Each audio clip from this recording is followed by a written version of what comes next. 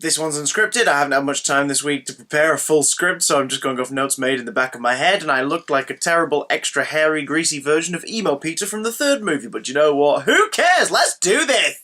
Welcome back to Big Damn Love, a series of videos in which myself and another sexy man talk about utter bollocks that means nothing in the grand scheme of things, but hey, do you know what? We're all gonna die one day.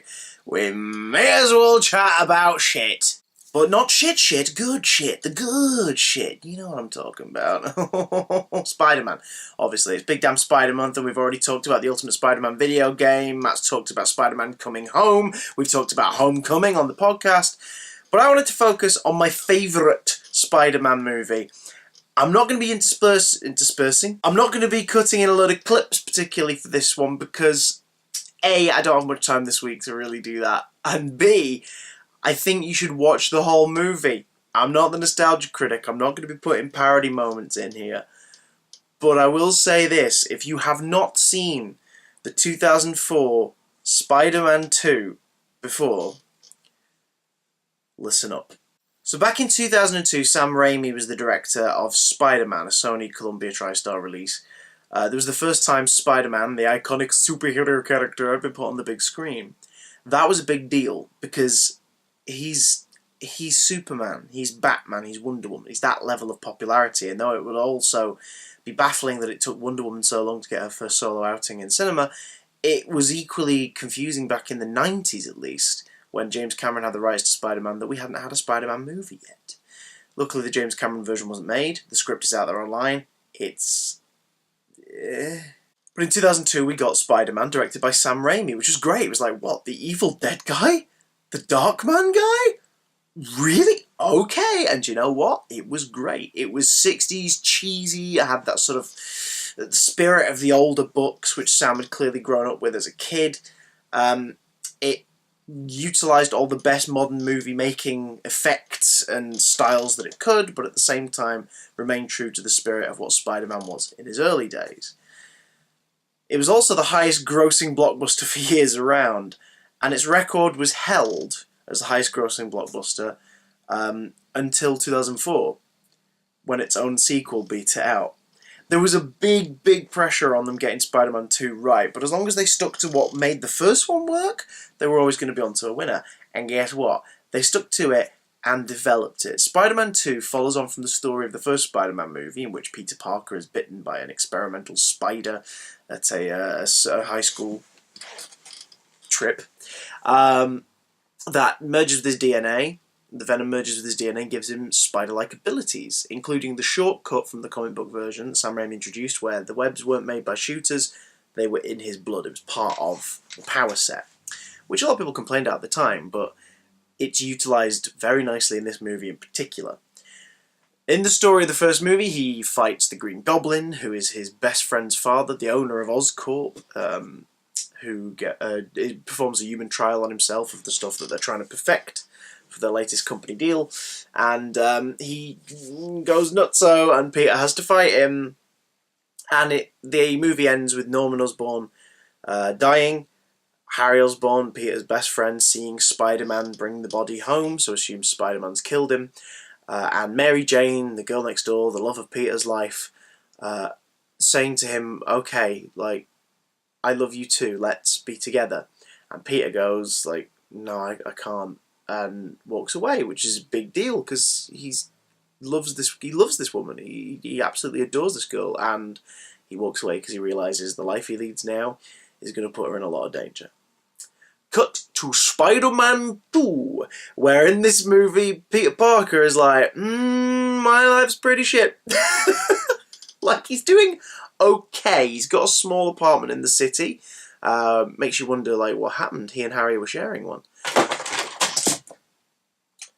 1 second. Okay, what just happened was K2SO just dive-bombed and knocked Doc Ock off of the desk. Whose movie's better? Who deserves to stay on the desk? Doc Ock. Okay, let's put you back there. Let's put you back there, Tiny Alfred Molina. Tiny Alfred Molina. Oh no! Harry's had to take over his father's duties at Oscorp and become like the new leader of all head projects, so he's working his way up to being in the same position his dad was. Peter is working job selling photos to the Daily Bugle on freelance, but he's behind on his payments. He's taken too many advances. He's working for Joe's Pizza. But he's fired in the opening sequence of the movie for breaking their 30 minutes or it's free promise one too many times. Mary Jane is now a successful actress like she wanted to be. She's in a performance of The Importance of Being Earnest, and she's doing really good. Everything's great with her. But Peter's feeling down. Aunt May is financially struggling. And he's also screwing up on his college work. So that's a big obstacle, because of course it's like, oh my god, this is everything I worked towards up until the spider bite, and now my spider powers are getting in the way of me, like, becoming a proper scientist. For the sake of Dr. Connor's paper, Harry hooks him up with Dr. Otto Octavius, who is performing an experiment to create a brand new energy source utilising fusion and tritium and all this stuff. Science fiction, y'all. And Peter and Octavius bond really well, including Octavius' wife Rosie. They all get on so well, and Octavius is like, do you know what? I thought I was going to be burdened with this kid just following me around for some research, but actually I like having him here. Everything's going okay-ish. Peter's picking up on his studies, but he's also losing his powers. Web isn't coming out sometimes, and his spider sense isn't kicking off at the right moment. He starts to wonder what the hell's going on with him. Loads more stuff occurs, including the experiment going horribly wrong, and the mechanical arms that Octavius is using to do the experiments from a safe distance get fused to his spine, and the AI chip that's keeping their basic motor functions in check is eradicated. Harry is still bent on revenge. He wants to kill Spider-Man as revenge for Spider-Man killing his father. And Mary Jane is having doubts about the relationship she's in, because she's like, I think I love Peter, but I don't know if he loves me back. He's not coming to the performances. He's always late. He's always missing, like, gatherings we're meant to be going to. Like, what's happening with him? So there's that. What follows is just a really, really fun, character-driven movie. It's Spider-Man 2. Like, it's a superhero film, but this is 2004. The superhero film was still being defined. Throughout the 90s and a lot of the early 2000s, superhero movies were just big, bolshy, over-the-top, like, overacted messes. There were obviously exceptions back in the 70s, Superman the movie and Superman 2, Tim Burton's first Batman, Blade. Like, there were exceptions. X-Men had a deeper message. It wasn't a particularly exceptional film, but it had something, an undercurrent working for it that meant that it appealed to a lot of people and touched people on a certain level. Spider-Man made a massive impact simply because it was a good movie, its heart was in the right place, it was a lot of fun, and America, particularly New York, Spidey's home ground, needed that in 2002. Not to get too into it, but after the September 11 attacks, America didn't really know what to do with itself. It was this dishevelled, frightened feeling. It was like, are we allowed to feel safe again? Is it wrong to feel safe? And Spider-Man kind of reassured a lot of moviegoers that yes, it's okay, because we're all here for each other. It's sort of aged badly now. People who weren't really old enough to remember 9/11 when it happened, like, you know, on the day, and what the world was like at that time, forget how genuinely sort of needed, how sweet the whole scene in the first movie is on the bridge. The guy's like, you mess with one of us, you mess with all of us. Like, now that comes across as a bit cheesy, but in the context of when it came out, God, it was needed. Spider-Man 2 came out of the back of Spider-Man being seen as, you know, it was a hero. It swung in and made everyone feel better. Spider-Man 2, obviously, that meant that the stakes were higher, but also separated a bit from the way the world and the way America was feeling at the time, 3 years on. It meant that it could be its own movie a little. So what Spider-Man 2 does right, I feel, I'm going to list a bunch of things that I think it does right, but one thing it definitely does right, as far as I'm concerned, is it takes the first movie, and much like Sam Raimi did with Evil Dead and Evil Dead 2, Dead by Dawn, it remakes it, but more refined.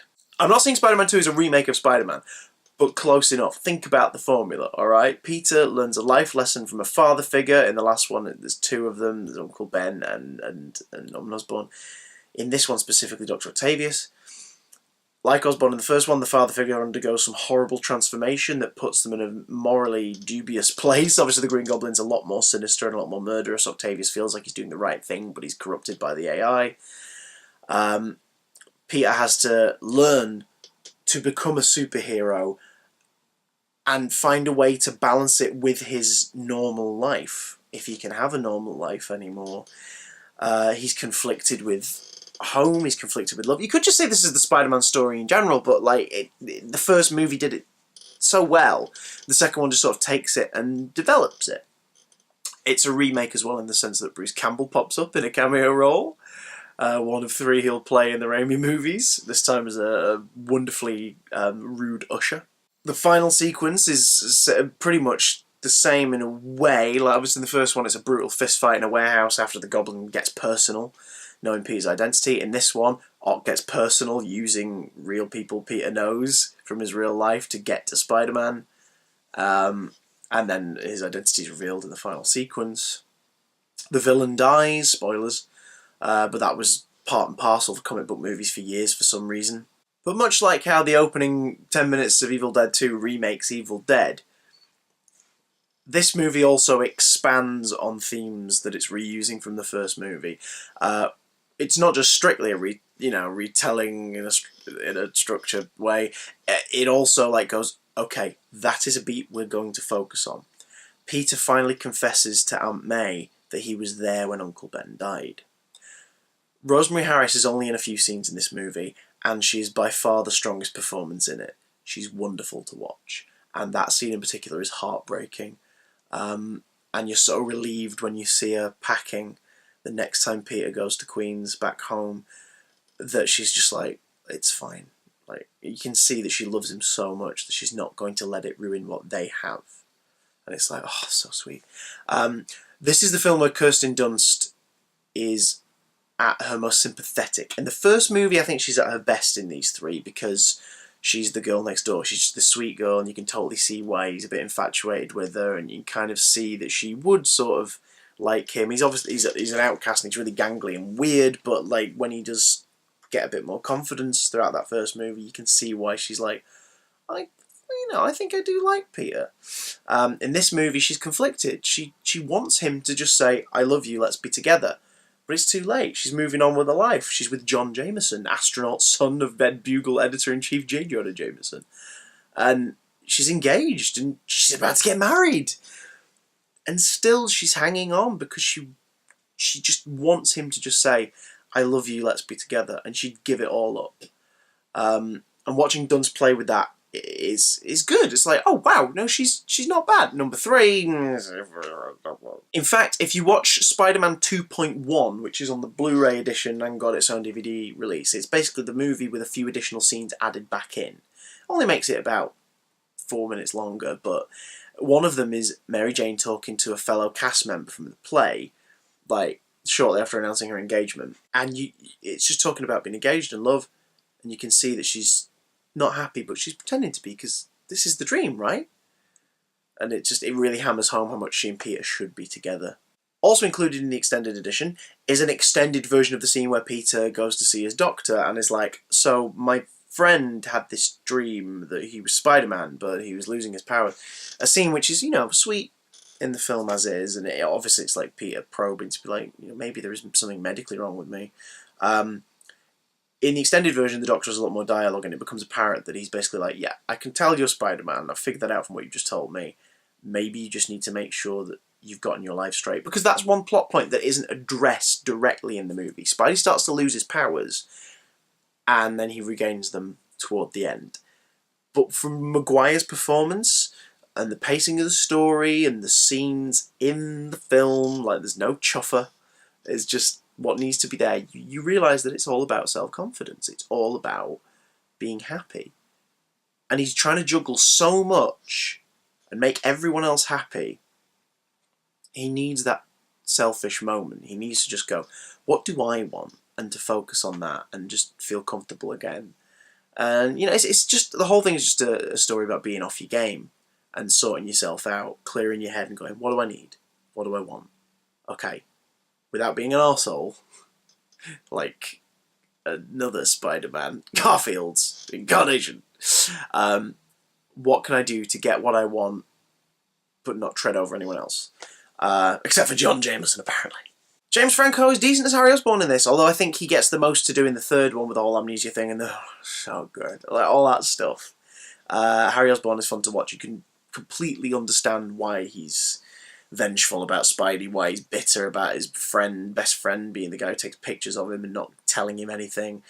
And you buy him making a deal with Octavius to get Spider-Man to apprehend him in exchange for the Trinium. Alfred Molina, oh, so good. Doc Ock is a villain who works really well in comic books because he's one of the few Spidey villains where you don't need to sympathise with him. A lot of Spider-Man's villains are great because you sort of get where they're coming from and you can feel sorry for them, and you just know that one decision in their life could stop them from going off on this bad path.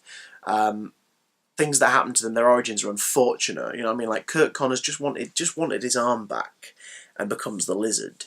You know that if he just kicks the chemical, finds a way to leave it alone, he can become normal again and people will be safe. But he can't help himself. Like, you know, it's too late. Things like that. Like Electro, you know, it's an accident that makes that thing happen to him, and Max Dillon instantly decides, right, well, I'm going to rob banks. I'm going to be a supervillain because I'm being screwed over. No one's helping me out. I'm going to do that. And you know, it's just all you need, Max. Just calm down. Calm down. Like, let's find a way to make your powers work in a positive way that you can benefit from. Don't hurt people. Like, all the Spider-Man's villains, most of Spider-Man's villains, like, are on a direction where if you just sat down and talked to them, maybe they might reconsider what they're doing and go the other way. Octavius in the books, not so much. He's an evil scientist, and he's a joy to see. Now, obviously, you can tap into him on a personal level, and some writers have you know, obviously got into his head, and some have put his head in other heads. But Octavius is a great muhaha evil scientist villain. That wasn't going to play in this movie because Raimi is all about character in these Spider-Man films, especially 1 and 2. It's all about following every character's journey. So Octavius is played by Alfred Molina beautifully. It's a heavily changed version to fit this world, and it works. He's not evil. He literally has an AI affecting like his higher brain functions. So it's going to the basic level of, what was this created for? To do this experiment. Then I need to continue this experiment. No, it'd be wrong. No, it'd be wrong to not do it. Alright, I need money. How do I get money? Well, I'll rob a bank. Yeah, it's just like he's operating on, this is exactly what I need to do. This is my goal and I need to get there the quickest way possible. But he also plays it a little Jekyll and Hyde, subtle remake of the Green Goblin in the first movie. But Molina plays it well. You believe that this is a good person who goes through a horrific loss and a horrible accident and can't stop it until the end when he sort of turns, he redeems himself. The physical prop, those tentacles look amazing.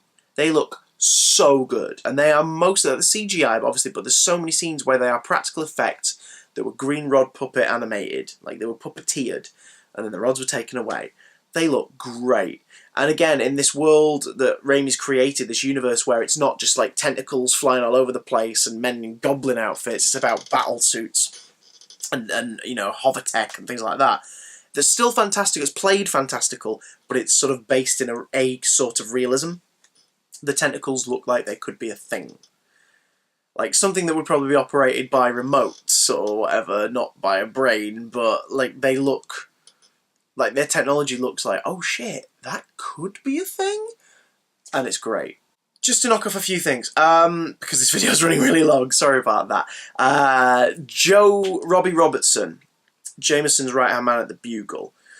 There are 2 moments in this movie where the actor plays it, talking to Peter or looking at the Spider-Man mask, like he knows that Peter's Spider-Man.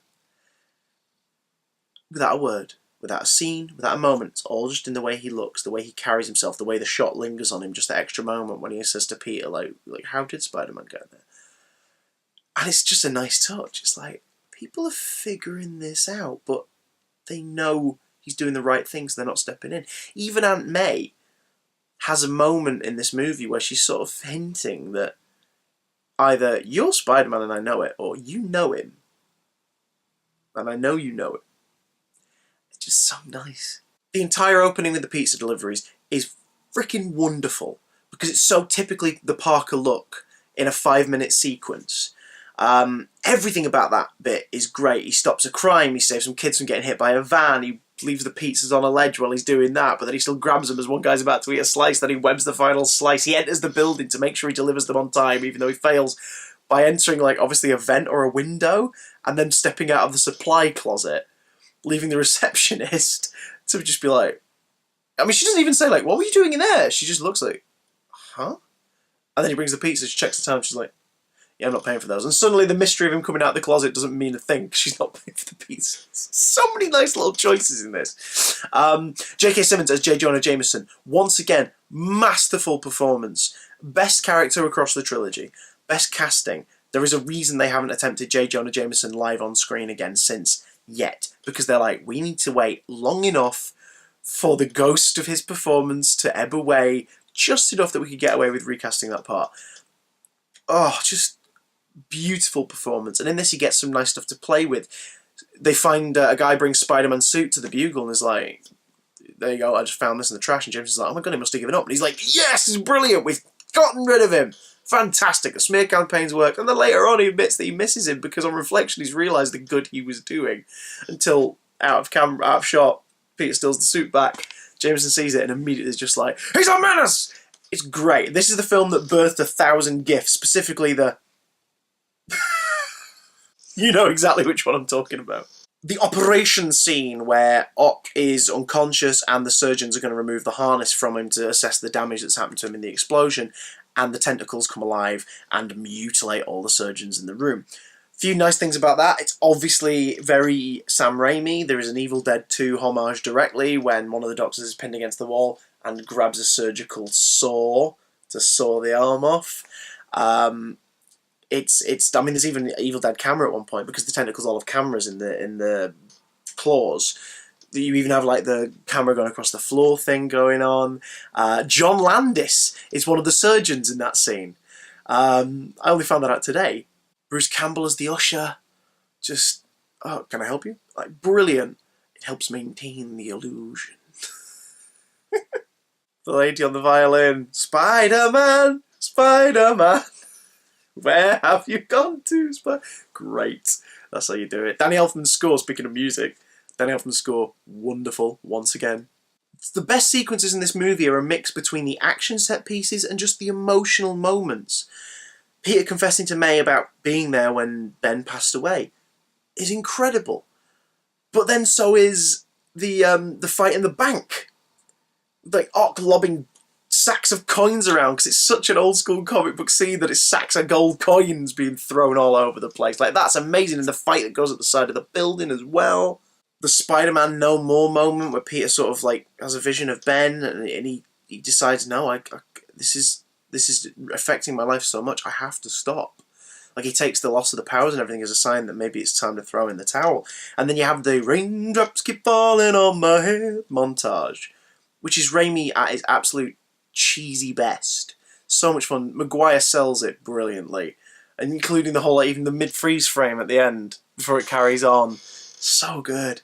The engagement announcement at John Jameson's party when, like, obviously Peter's there as the official photographer, and as soon as it's announced that Mary Jane Watson said she's going to marry John Jameson, he's just stood there, and the only thing that breaks you out of it is Jameson, J. Jonah Jameson off camera going, "Parker, take the photo!" And you're like, oh shit, yeah, and it's heartbreaking. It's like, oh god, make a decision, Peter, quickly.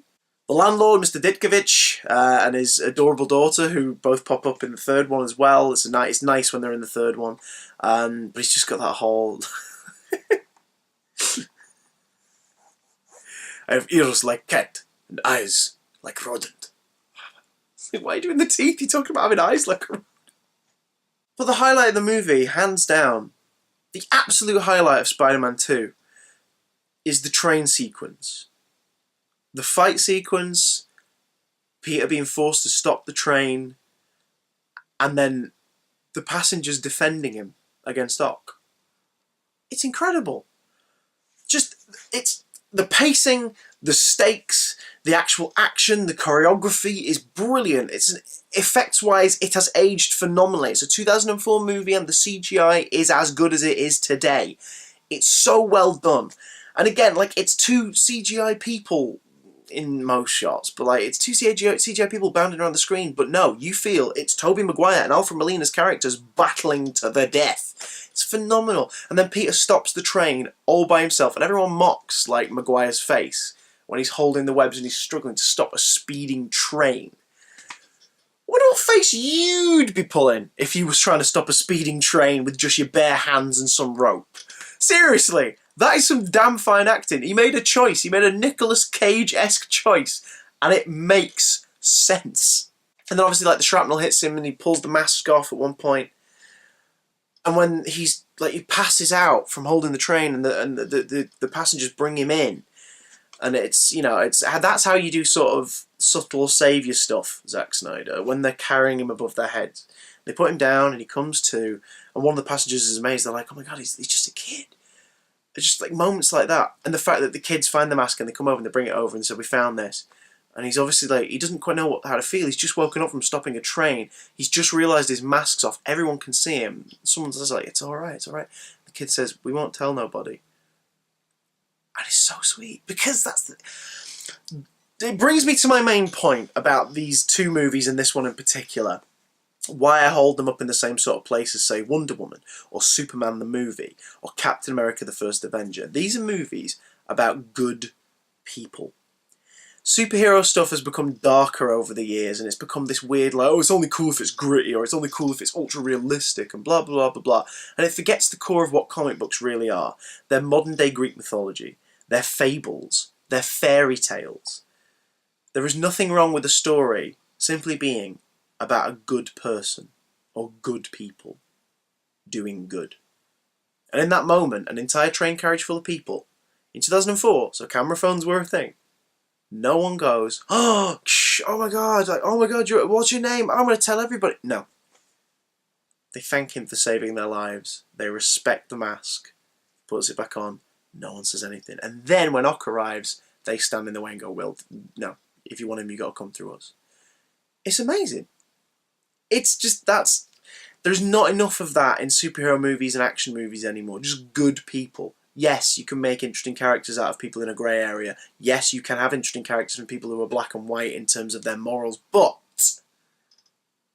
this is so refreshing. And to revisit this movie now is so refreshing. So, if you've not seen Spider-Man 2 yet, watch Spider-Man, watch Spider-Man 2. Only watch 3 if you're up for a laugh. And as a side note, go and see Spider-Man Homecoming, because it does recapture a bit of that in that movie as well.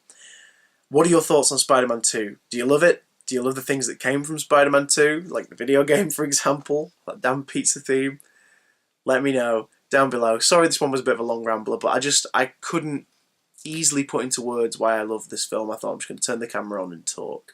And now's your chance down in the comments. We've got one more Big Damn Love, this Big Damn Spider Month from Matt next weekend. And then that's it for Big Damn Love for a little while. So get it while it's hot, folks. You'll have had a whole half a year's worth of episodes by next Sunday. We'll see you next week. Goodbye. Thwip. If I had webs, it would have turned the camera off.